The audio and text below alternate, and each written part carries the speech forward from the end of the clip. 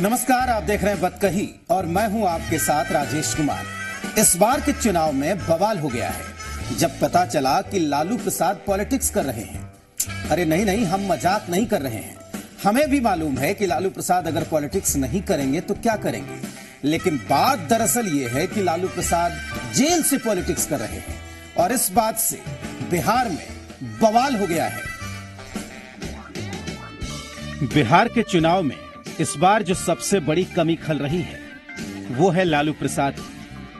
अपने चुटीले भाषणों से सबको हंसाने वाले हरफन मौला लालू और विरोधियों को साधने का उनका अनोखा हुनर। जिस नेता की हर अदा पर पब्लिक फिदा हो जाती थी, वही जब सीन से गायब हो तो आखिर कैसा लगेगा। वजह है लालू प्रसाद का सजा याफ्ता होना। लालू रांची की होटवार जेल में कैदी है और फिलहाल रिम्स के पेइंग वार्ड में इलाजरत, लेकिन फिर भी किसी न किसी बहाने बिहार की राजनीति घूम फिरकर लालू पर ही आ रही है। तो अब उसको फांसी पर लटका दीजिए या बड़ा आराम से आप राजनीति कीजिएगा, ये कोई मतलब है क्या? इस बार मुद्दा ये है कि लालू सियासत कर रहे हैं। हाँ, पता है, आप कहेंगे कि इसमें नया क्या है। और लालू अगर सियासत नहीं करेंगे तो कौन करेगा? लालू पॉलिटिक्स कर रहे हैं, ये नई बात नहीं है। नई बात यह है कि लालू जेल से पॉलिटिक्स कर रहे हैं और विरोधियों ने चुनाव आयोग से संज्ञान लेने की बात की है। लालू जी का ट्वीट जेल से भी, मतलब जहां है अभी हॉस्पिटल में है, लगातार ट्वीट आ रहा है। लालू जी कैसे राजनीति कर रहे हैं जेल के अंदर से, ये चुनाव आयोग को जरूर देखना चाहिए। बीजेपी तो बीजेपी, लालू की जेल में फोन से बातचीत की खबर पर जेडीयू भी बेकरार हो गई है। अमूमन इस तरह के मुद्दे पर अक्सर खामोश रहने वाले नीतीश कुमार ने भी इस मुद्दे पर बयान दिया। लालू के वार्ड में छापे भी पड़े, लेकिन मिला कुछ नहीं। अब जेडीयू के नेता कड़ी कार्रवाई करने की मांग कर रहे हैं। बिल्कुल सही आरोप है और हमारे नेता बिहार के लोकप्रिय मुख्यमंत्री नीतीश कुमार जी ने भी कहा कि वो टेलीफोन पर लोगों से बातें कर रहे हैं।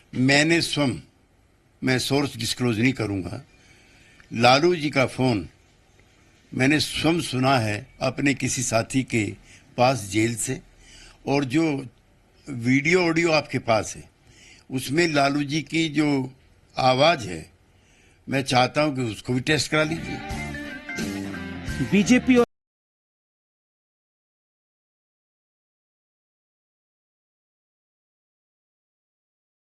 लगा रही है। चुनाव आयोग को कह करके खुद नीतीश कुमार ने बयान दिया कि रोज टेलीफोन से बात करते हैं। जिस दिन बयान दिया उस दिन जो है उनके वार्ड की तलाशी हुई, कहीं कोई ऑब्जेक्शनेबल सामान नहीं निकला और एक बार नहीं 3-3, 4-4 बार तलाशी हो चुकी है। जेल से सक्रिय सियासत के आरोप लालू पर लगने के बाद फिलहाल बिहार में खलबली मची हुई है। अब देखना है कि इसका असर चुनावी राजनीति पर कितना पड़ता है। Bureau report, Zee media. चुनाव में कोई कैंडिडेट बागी हो जाए ये कोई नई बात नहीं है, लेकिन इलेक्शन में अगर टिकट बांटने वाला टिकट को तरस जाए तो उसे क्या कहेंगे? ये तो वही बात हुई कि कल तक जिसका लंगर चलता था उसे भोजन की लाइन में लगना पड़े। जी हां, यही हाल हो गया है लालू प्रसाद के बड़े लाल का।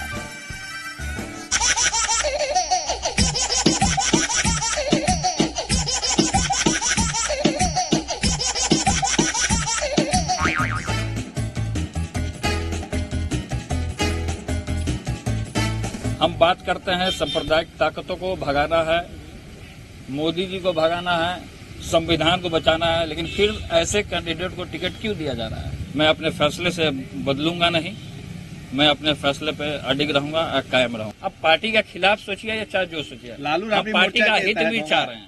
अरे वोट का हाल क्या है? हम अपने महादेव के भक्त हैं। चुनाव के दौरान आरजेडी दफ्तर में सबसे ज्यादा गहमा गहमी नजर आई। आए भी क्यों ना, बिहार की सबसे बड़ी राजनीतिक पार्टी जो ठहरी। खूब मजमा लगा, बैठकें हुई, रणनीति तैयार की गई। रैलियों, सभाओं और मंचों के जरिए विरोधियों को शिकस्त देने की योजनाएं बनी, लेकिन इसमें से कहीं भी तेज प्रताप यादव को जगह नहीं मिली। नतीजा बड़े भाई ने शंखनाद कर दिया।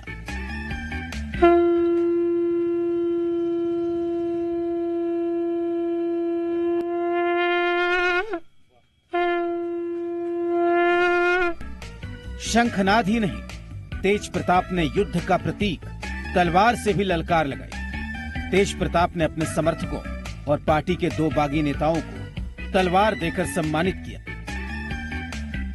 अब ये तलवार इनको दिया जा रहा है। इनको अंग्रेज जी को तलवार दिया जा रहा है। भैया जिंदाबाद।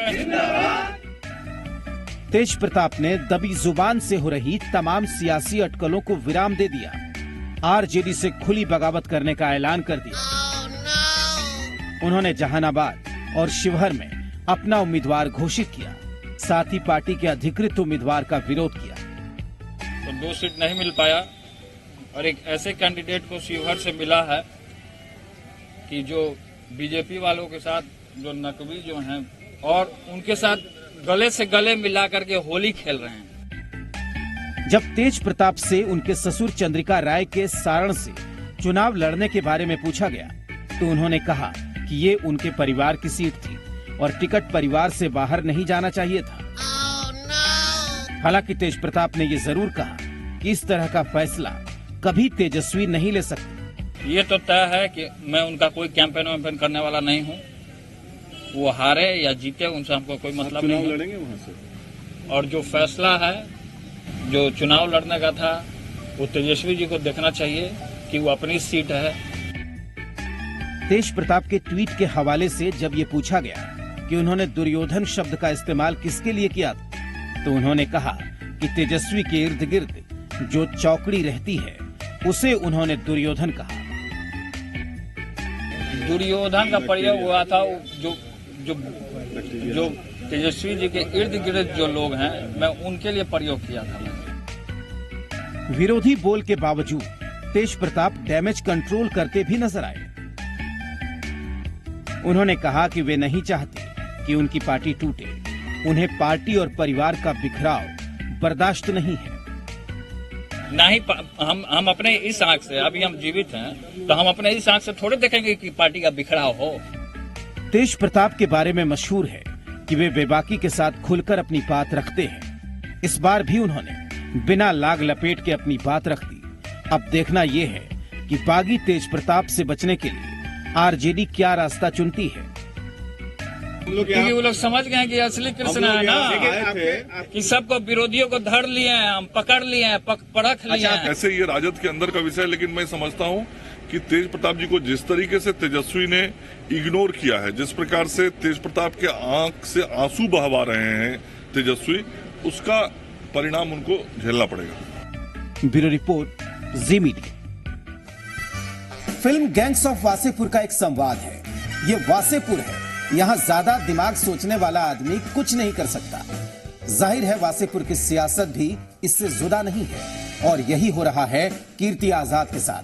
हालांकि पार्टी ने उन्हें जिस तरीके से बिहार से लाकर झारखंड में पटका था, ऐसे में उन्हें सोचने का मौका कहां मिला। जो सरकार सुप्रीम कोर्ट को झूठा हलफनामा दे सकती है वह भारत के लोगों के साथ कुछ भी कर सकती है। हमारा गठबंधन पूरे देश में झारखंड में सबसे मजबूत होकर के निकलेगा और सबसे अधिक सीटें जीतेगा। आज पानी पीने को नहीं मिलता।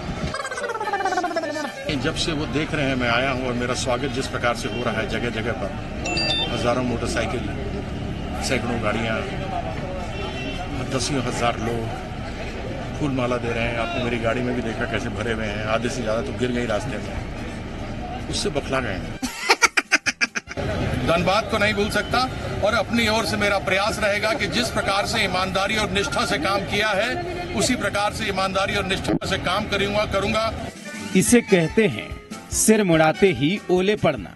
बिहार से गए थे झारखंड, मिथिलांचल से कोयलांचल, ससुराल से पुरखों की धरती, लेकिन जिस तरीके से कीर्ति आजाद का स्वागत किया गया वो अपने आप में चौंकाने वाला था।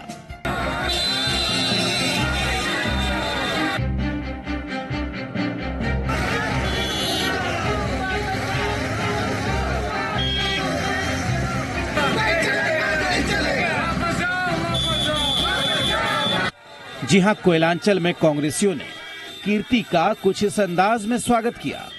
आजाद का काफिला जब सड़क से गुजर रहा था तो लोग काला झंडा लेकर कीर्ति वापस जाओ का नारा लगा रहे थे।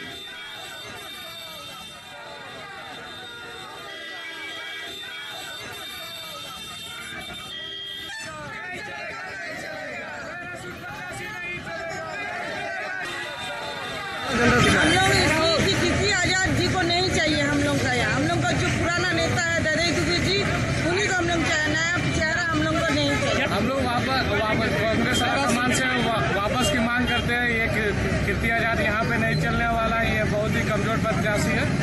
कांग्रेस ने विरोध करने वाले 6 कार्यकर्ताओं के खिलाफ कार्रवाई की। हालांकि कई जगहों पर कीर्ति आजाद का स्वागत भी जोरदार हुआ और इससे उत्साहित भी नजर आए कीर्ति झा। जब हम विश्व कप जीते थे 1983 में, तो उस समय मैं नौकरी करता था बोकारो में, और जीतने के बाद में इतने प्रसन्न यहाँ पर लोग हुए थे कि हमको प्रमोशन भी मिला था। और मेरा नाता बड़ा पुराना है, ट्रेनिंग सेंटर में क्रिकेट मैचेस खेलता रहा हूँ। तो मेरे लिए यह एक ऐसी जगह है जिसने 11 साल मुझे नौकरी दी और मेरे घर की रोजी रोटी चली और चूल्हा जला है। दरभंगा कीर्ति आजाद की ससुराल है और सियासी पहचान भी उन्हें मिथिलांचल ने दी। जाहिर है वो खुद तो सीट बदलकर झारखंड पहुंचे नहीं होंगे। पार्टी की कोई बड़ी मजबूरी उन्हें बिहार से बाहर लेकर गई होगी। उनके बयान से ये दर्द भी जाहिर हो रहा है। ये तो ईमानदारी का ही मुझे सलीका मिला है ना, कि मुझे पार्टी से निकाला गया। अच्छा सिला दिया तूने मेरे प्यार का, यार नहीं लूट लिया घर यार का। पहले मनचाही जगह नहीं मिलने का दर्द, फिर कार्यकर्ताओं का विरोध। जाहिर सी बात है कीर्ति झा पर हमले को तैयार बैठे झारखंड बीजेपी नेताओं को बड़ा मुद्दा मिल गया। उम्मीदवार होते हैं जो पैराशूट से ड्रॉप किए रहते हैं, और कीर्ति आजाद तो बिल्कुल स्पेस शटल से ड्रॉप किए हुए उम्मीदवार हैं, जिनका ना झारखंड और धनबाद से कोई लेना देना नहीं है। तो जाहिर तौर पर जब आप ऐसे बाहरी उम्मीदवारों को देंगे तो स्थानीय कार्यकर्ताओं में रोष होगा ही। पिछली बार हम लोगों ने धनबाद रिकॉर्ड मार्जिन से जीता था, इस बार उस रिकॉर्ड को और भी हम बेहतर करेंगे। कोयलांचल में कीर्ति को ऐसे विरोध की उम्मीद नहीं थी।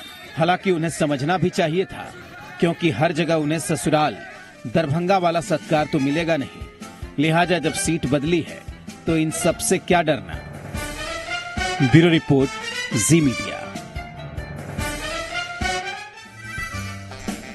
बीजेपी का नारा था चाल, चरित्र और चेहरा, लेकिन पार्टी फिलहाल अपने ही कैडर्स से घिरी नजर आ रही है। सीट बंटवारे में जिन सिटिंग सांसदों के टिकट कटे वो तो खार खाए बैठे ही हैं। जिन्हें किसी और मुद्दे पर परेशानी है वो भी मुखर हो गए हैं। बिहार बीजेपी के ऐसे ही 2 धुरंधरों ने बागी चुनाव लड़ने का ऐलान कर दिया। सचिदानंद राय और सतीश चंद्र दुबे ने फिलहाल बीजेपी को मुश्किल में डाल दिया है। एक तो महाराजगंज के सांसद को फिर से उम्मीदवार बनाना, उनके सारे गतिविधियों के बारे में जानकारी के बावजूद, जो जानकारी एक अनुशासित कार्यकर्ता के रूप में उन तक मैंने पहुंचाया था, सर्वोच्च शिखर तक मैंने पहुंचाया था पार्टी के अंदर में, लेकिन इसके बावजूद बनाया गया जैसे कि ये कोई मायने नहीं रखता है। और दूसरा, ब्रह्मजन समाज की उपेक्षा इस बार के टिकट के वितरण में जिस तरह से की गई, घोर उपेक्षा कहना भी गलत होगा, लेकिन जिस तरह के लोगों को काटा गया, ये सारे वही लोग हैं जो किसी न किसी समय जदयू के खिलाफ रहे हैं, जदयू के खिलाफ बोले हैं या जदयू नेतृत्व के खिलाफ बोले हैं। तो मेरा ये मानना है कि भाजपा के सीटों का फैसला भी एक अन्य मार्ग से होता है। अगर जनता और कार्यकर्ता दोनों की मन और सपोर्टर दोनों की, तीनों की इच्छा होगी तो मैं निश्चित रूप से चुनाव लड़ूंगा। कुछ लोगों के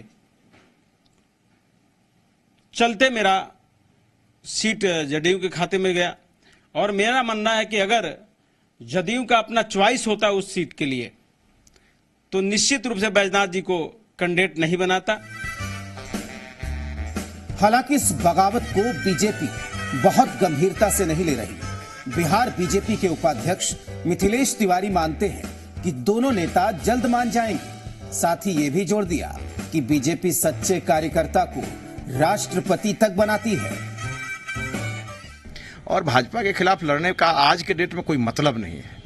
आज के डेट में पूरा देश मोदी मोदी चिल्ला रहा है, तो जो लड़ेगा उसको बड़ा नुकसान होगा। बिहारी बाबू ने जब से हाथ का दामन पकड़ा है तब से वो बीजेपी पर हमलावर है। हालांकि बिहारी बाबू जब बीजेपी में थे तब भी वो अपनी पार्टी पर हमलावर ही रहते थे, लेकिन तब की बात कुछ और थी और अब की बात अलग है। तब कई बार जवाब नहीं भी मिलता था, लेकिन अब जवाब मिलने में देर नहीं लगती। पिछली बार भी देखा होगा, सोनाक्षी सिन्हा तो हमारी बेटी हैं। मैंने ना राजनाथ सिंह को, ना सुषमा स्वराज को, ना आडवाणी जी को, ना अपने बड़े भाई स्टेट्समैन यशवंत सिन्हा जी को, किसी को नहीं बुलाया था। और लोकल यूनिट बिहार के जो बीजेपी के थे, उनकी खिलाफत के बावजूद, उनकी बगावत के बावजूद रिकॉर्ड मार्जिन से जीता था। तो इसलिए इस बार भी हमें पूरा विश्वास है अपने लोगों पे, बिहार परिवार पे और पटना की जनता जनार्दन पे। बीजेपी कह रही है, उनके पास और कहने के अलावा रह क्या गया, तो सिर्फ कहते ही हैं, करते तो कुछ है नहीं। वायदे करते हैं, वायदे पूरा तो करते नहीं, तो फिर कह रहे कहने दीजिए। अब बेचारे कहने से भी गए बेचारे। पॉलिटिक्स में पीके की जब से डायरेक्ट एंट्री हुई है तब से मामला कुछ गड़बड़ा गया है। चुनावी मैनेजमेंट का चाणक्य बिहार की बिसात पर अपनी गोटी सही से सेट नहीं कर पा रहा। कहां तो दूसरों के सिर पर ताज धरने का हुनर था और कहां अपने सिर पर रखे ताज की हिफाजत तक नहीं हो पा रही है। और आरजेडी के निशाने पर तो खैर वो पहले से ही है। प्रशांत किशोर रांची चले जाएं, वहाँ से जेल आईजी से परमिशन लेकर जाके बहस करे वहाँ। लेकिन वो कह रहे हैं कि नहीं, मेरी बातों पर यकीन नहीं, क्योंकि हम अगर बोल देंगे तो शायद तो बोले ना, के रोक ले बा उनको, बोलिए ना, जितना बोलना है गाड़ी देना उतना दीजिए ना। चारा घोटाला नहीं हुआ, दुनिया जानता है। नीतीश कुमार जहाँ भी नीतीश कुमार इतना 38 घोटाला किया है बिहार में। मुजफ्फरपुर में हुआ, बलका गृह में, हाँ, सीजर घोटाला हुआ भागलपुर। वो कहाँ चला गया छिप? क्या लोग जानता नहीं है, बिहार के जनता देश के। चुनाव के इश्यूज को डाइवर्ट करने के लिए आरजेडी प्रमुख ने भी अपनी पुस्तक में लिखा है और राबड़ी जी भी 2 दिन से निरंतर इस बात का प्रयास कर रही हैं कि जेडीयू और बीजेपी के अंदर किसी तरह के डिफरेंसेस पैदा हों। हमारी पार्टी में किसी भी स्टेज पर कभी भी ऐसी कोई चर्चा नहीं आई। तो बतकही में आज के लिए बस इतना ही। दीजिए पूरी टीम को इजाजत। नमस्कार।